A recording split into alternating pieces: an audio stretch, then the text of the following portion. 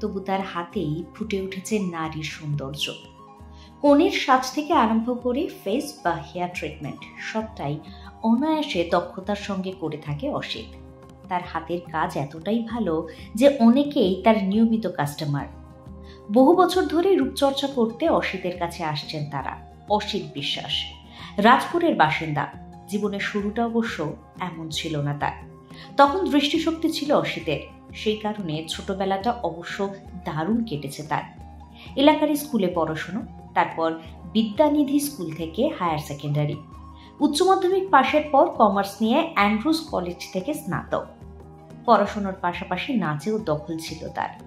তখনই মেকআপের কাজেও তার হাতে খড়ি।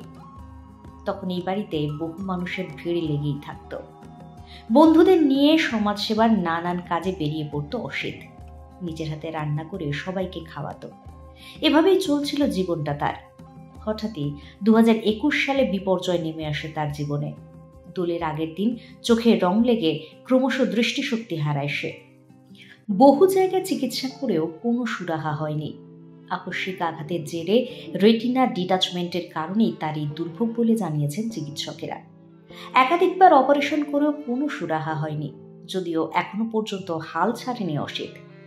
যে বাড়ি একটা সময় বহু মানুষের ভিড়ে গমগম করত, সেই বাড়ি এখন কার্যত ফাঁকা। বিপদের এই মুহূর্তে অসিতের পাশে এসে দাঁড়ায় তার সহপাঠী দেবাশিস ঘোষ। বন্ধুর সাহচর্যে ক্রমশ কঠিন সময়ের হতাশা কাটিয়ে ওঠে সে। মেকআপের কাজকেই হাতিয়ার করে শুরু করে তার নতুন জীবন। পাশে পেয়েছেন পাড়ার এক ভাইজিকে, যে তাকে এই কাজে সাহায্য করেন। রয়েছে 2 ছাত্রীও।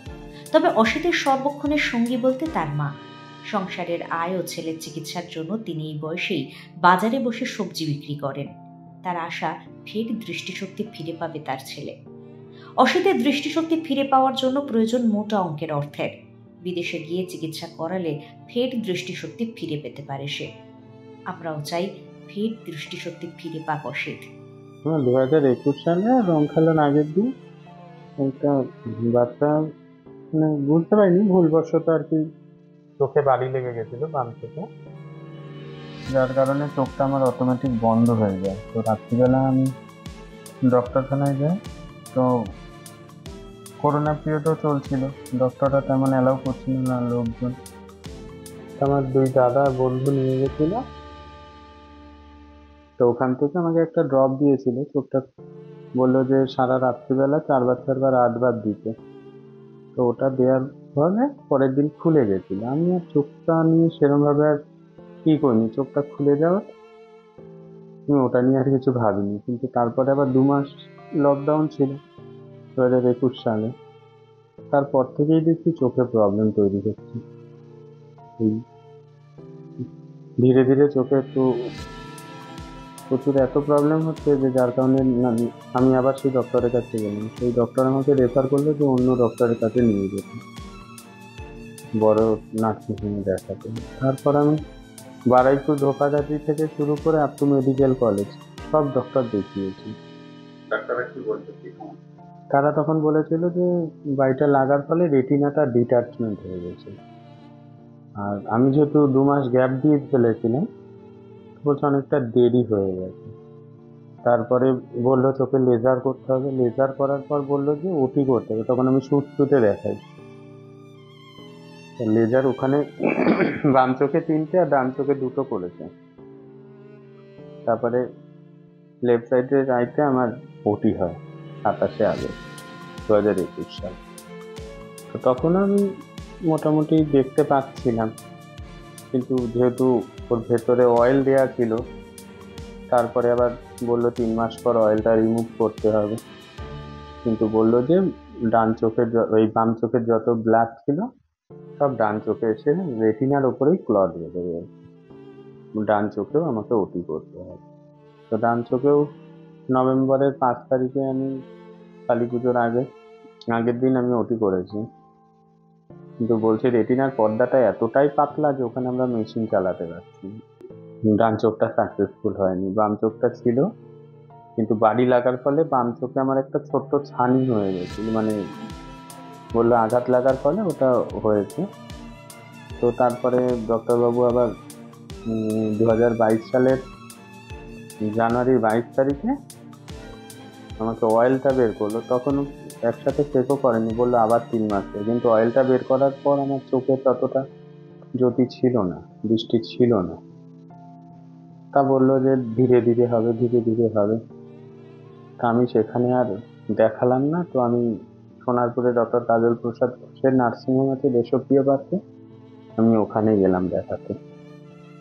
উনি আবার বললো ফেব্রুয়ারি 2 তারিখে আমাকে ওটি করতে। আমি ওখানেও ওটি করলাম। ওটি করার পর তারপরে পুরোটাই ব্ল্যাঙ্ক, আর কিছুই নেই। তারপরে এই পার্লারটা খোলা হয়েছে, টুকটাক টুকটাক করে এগিয়ে যাওয়া হচ্ছে। একটা দুর্ঘটনা আমার অ্যাক্সিডেন্ট থেকে চোখটা এরকম হয়ে গেল। অনেক চিকিৎসা করার পরে কিছু হলো না। যাতে ওর চোখটা ভালো হয় সেইটা আমি আবেদন করি আপনাদের কাছে। আমার ওর সঙ্গে পরিচয় ছোটবেলা থেকেই, একসঙ্গে পড়াশোনা করি, সেই থেকেই আলাদা। তারপরে হঠাৎ করে এই অ্যাক্সিডেন্টটা হয়ে যাওয়ার পরে সবাই আস্তে আস্তে দেখলাম সরে যাচ্ছে। সেই সময়টা একজনকে তো পাশে থাকতেই হবে না, ও না হলে আরো ভেঙে পড়বে বা কিছু যদি করে বসতো, সেইটা তো দেখতে ভালো লাগে না। না, একসঙ্গে বন্ধুত্ব যখন সবাই ছেড়ে দিচ্ছে, যতটুকু মানে করার চেষ্টা করি, মানে ডাক্তার দেখানো, যাওয়া করা বা কোথাও ঘুরতে যাওয়া একসঙ্গে। আগে যেটা একসঙ্গে ঘুরতে যেতাম, এখন ওকে ছাড়া কি করে যাব আমি? সবাই যেতে পারে কিন্তু আমার মন থেকে আসে না ওটা।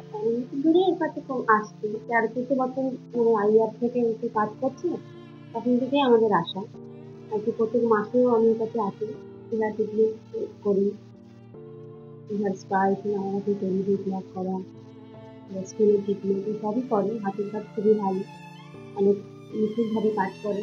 সাধারণ মানুষ যেমন করে না তেমন করে, অনেক ভালো কাজ করে। আমি আসিনি, অনেক মেয়েরা এখানে আসে, নানা রকম করে, হেয়ার ট্রিটমেন্ট, স্কিন ট্রিটমেন্ট সবই করে। এবার ব্রাইডাল সাজায়। এইটা আমার বিয়ের মৌভাতে ওই সাজিয়েছিল, এটাকেও পেয়েছিল, ভালোই সাজিয়েছিল, সবাই ভালোই বলেছে অনেক। আমার নাম পূর্বাশা মজুমদার। আমার ছোটবেলা থেকে মেকআপের প্রতি খুব ইচ্ছা ছিল, শখ ছিল। তো জানতাম যে কাকু ছোটবেলা থেকেই যে মেকআপ করেন। যখন আসতাম ইচ্ছা করতে শিখি, দেখতাম, সেই দেখে আস্তে আস্তে আমি শেখা। এখন কাকুর সাথে একটা কাজ করি। কাকু একটা অ্যাক্সিডেন্টে চোখটা কাকুর প্রবলেমে, তো তার সাথে আমি হেল্প করার চেষ্টা করি যতটা পারি। অনেকে আসে প্রতিদিনই, কাজবাজ হয়, আমি চেষ্টা করি যতটা সম্ভব করার। Bureau report, Sonarpur update.